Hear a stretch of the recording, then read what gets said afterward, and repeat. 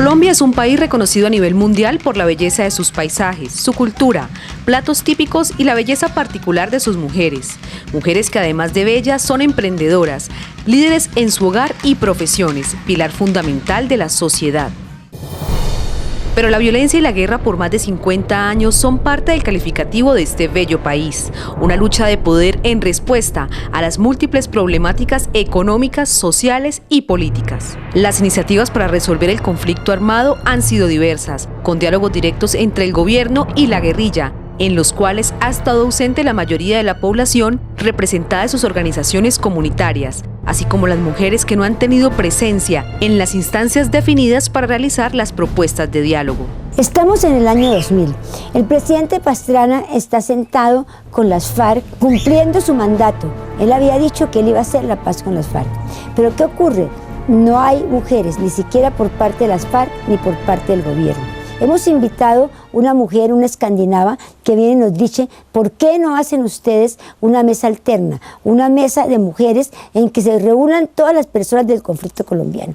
Empezamos a pensar si eso sería posible y en dónde. Y dio la casualidad que conocí a una persona que era la promotora del Barco de la Paz. El Barco de la Paz es un transatlántico que le da la vuelta al mundo 2 veces al año y que reúne personas que están en conflicto con la idea que se llegue a consenso de la paz. Era verdaderamente el escenario ideal. Una propuesta que cobró fuerza con la conformación del Consenso de Mujeres Barco de la Paz.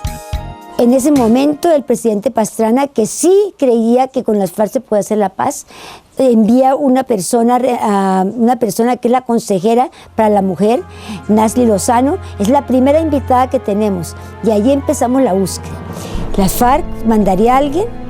Bueno, no pudimos lograr que la FARC mandara a alguien, pero sí una persona que está muy relacionada con ellas. Empezamos a buscar personas que han estado en los grupos armados anteriormente. Empezamos a buscar a alguien que haya tenido algo que ver con los paramilitares.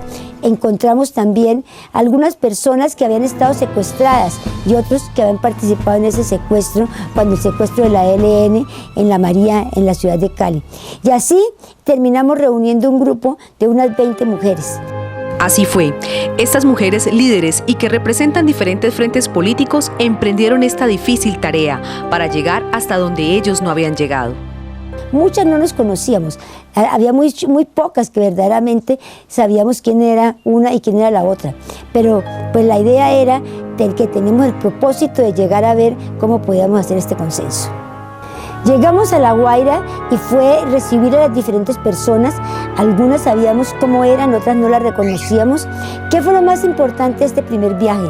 Que se dieron escenarios muy importantes. Por ejemplo, había una indígena que venía del Cauca, donde el gobierno había ordenado fumigar todos los cultivos y allí había muerto mujeres embarazadas, niños, había habido cantidades de problemas y la persona que lo había ordenado había sido precisamente Nasli Lozano cuando era viceministra de Justicia.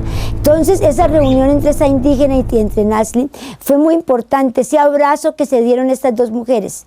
Luego, en otra ocasión, también aquella persona que había sido secuestrada por el ELN se encontró con una persona que representaba el ELN y las dos también se abrazaron y pudieron empezar a conversar. Y precisamente fue eso lo que nos dio la pauta para saber que las mujeres sí podíamos conversar y sí podíamos llegar a un consenso muchísimo más rápido de lo que hubiera podido llegar un grupo de hombres. ¿Qué mejor comienzo para buscar la paz que perdonar y poder buscar entre todas alternativas de diálogo en busca de acabar por fin la inusitada guerra? Al final del viaje, cuando ya llegamos finalmente a Guayaquil, teníamos ya un documento de consenso que lo hicimos público en ese momento y algunos medios nos dieron la oportunidad de publicárnoslo. Pero infortunadamente eso no le llegó al gobierno colombiano. Cuando tratamos de que Nasli le presentara su propuesta al gobierno colombiano, ya era tarde, porque ya el presidente Pastrana había decidido que se rompieran los procesos de paz. Poco a poco este consenso de mujeres tomó fuerza e hizo eco en más mujeres que necesitaron de un apoyo y respaldo, especialmente moral. En ese segundo viaje, un poco frustradas porque nuestras voces no han sido escuchadas, nos damos cuenta que hay otra forma. En Cuba se ha llevado a cabo la corte de las mujeres y allí conocemos a Corín Kumar. Y Corín nos empieza a mostrar cómo nosotros podemos también llevar ese consenso a una corte y que nuestras voces se escuchen de pronto en otros escenarios. Empezamos un poco a aclararnos, ¿no? Bueno, ¿cuáles iban a ser los objetivos de la corte? Lo primero que había que hacer era divulgar qué cosa era el bloqueo económico, el bloqueo de Estados Unidos contra Cuba, que más que un bloqueo económico era un bloqueo genocida porque afectaba todas las esferas de la vida social cubana. Entonces el objetivo central de esta corte tenía que ser divulgar los efectos del bloqueo sobre la mujer cubana. Bueno, para Cuba y para exterior. En primer lugar, conocer que existía el bloqueo, que no era una fantasía, sino una realidad vivida por el pueblo de Cuba. Y vinculado eso con los testimoniantes, aquellos que han sufrido en carne propia los efectos del bloqueo. Hay testimonios, recuerdo que a veces las lágrimas rodaban de una madre que vio perder a su hijo porque no llegó un producto que Cuba quería comprar y se lo impidieron los Estados Unidos. O una campesina que vio perder su sembrado por un virus que echaron sobre el mismo y afectó con sentimiento, es decir, que el bloqueo era una realidad que vivía el pueblo de Cuba. Y así como ellas, son muchos los casos que han tocado las puertas del Consenso de Mujeres Barco de la Paz, y con ello la suma de diferentes organizaciones que reclaman espacios para hacer escuchar sus voces y las denuncias de abusos que los diferentes grupos armados ejercen contra ellas. Creemos en que todo esto va a cambiar, por eso queremos que entre todos nos agarremos de las manos y digamos: Guardo, Putumayo, Cali también. Que vivamos las mujeres de Putumayo y de Cali también.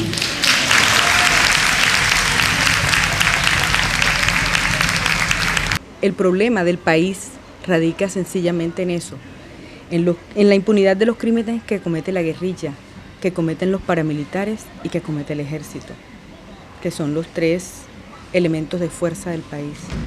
Cada vez son más las mujeres que han hecho un alto en el camino, pero esto es apenas una cuota de un largo proceso para lograr la paz.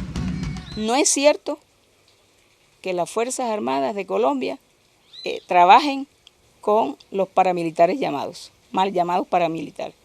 Eso es falso. Ellos los combaten también. Es una fuerza peligrosa. Las autodefensas son una fuerza tan peligrosa como la guerrilla. Mientras estemos en guerra, Colombia no tendrá alternativa, sino pocas, para darle las reformas sociales a los que menos tienen. Los ricos de este país ya no están aquí. ¿Se han ido?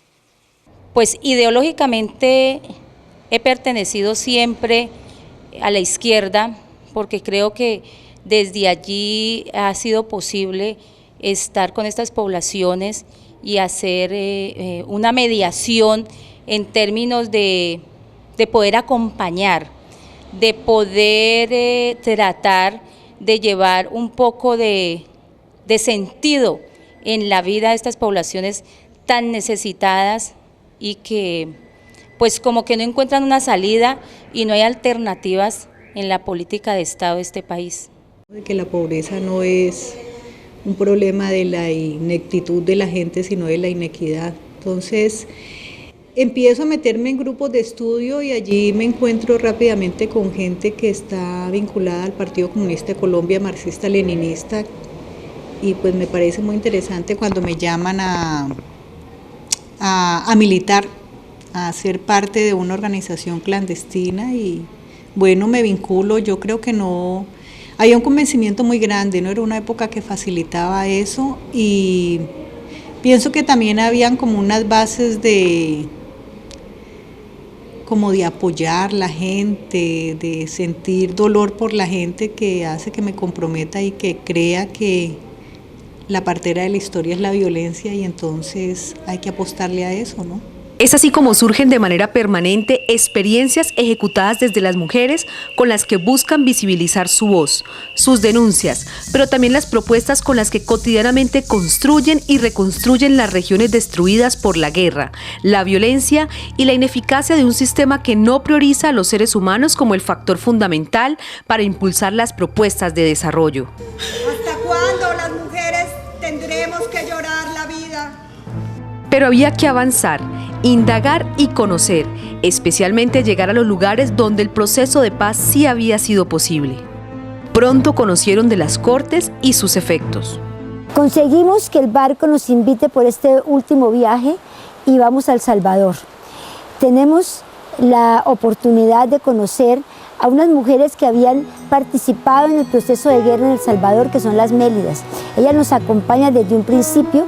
Invitamos también a la madre de Ingrid Betancourt, que en ese momento ha sido secuestrada y está todavía secuestrada por las FARC. En ese viaje a El Salvador pudimos hablar muchísimo con las Mélidas, que venían de un proceso de paz también en El Salvador. Nos dieron la oportunidad de conocer cómo era ese proceso y conocer cómo funcionaban, cómo habían hecho ellas para participar en el gobierno y cómo las habían invitado también sus compañeros, lo que no había ocurrido con las mujeres que habían participado en los procesos de reinserción, porque los hombres eran los que habían hecho la paz y prácticamente las mujeres no habían participado para nada en esos procesos. En El Salvador terminamos de estructurar la corte y regresamos a Colombia con todos nuestros deseos de poder hacer la corte de las mujeres colombianas. Y sobre eso empezamos a trabajar ya con herramientas nuevas y sobre todo con la asesoría de Corín Kumar. Hacer una corte en Colombia contra el olvido y para la reexistencia fue entonces un proyecto que tomó forma y vida en las mujeres del consenso. Este grupo de mujeres de las diferentes orillas del conflicto colombiano, que no habíamos podido incidir para nada en el proceso de paz, empezamos a buscar otros medios y ese medio es la corte.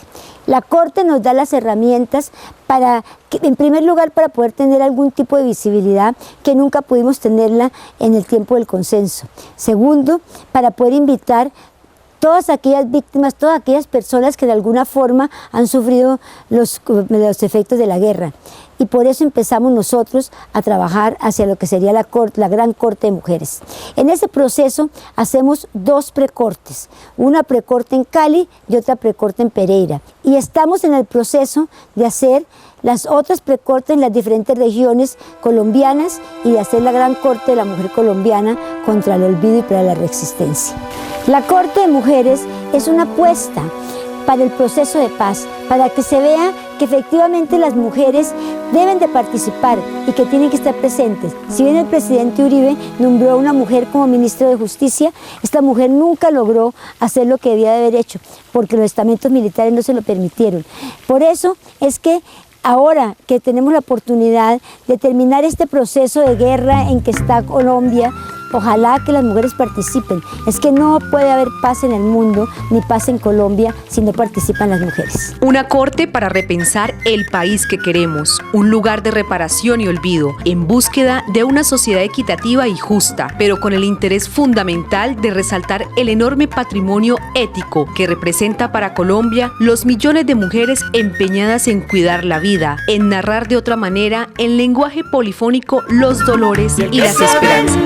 Vuelve más, porque le falta, porque no tiene ni una gotita de dignidad. No, la dignidad no se va a vender.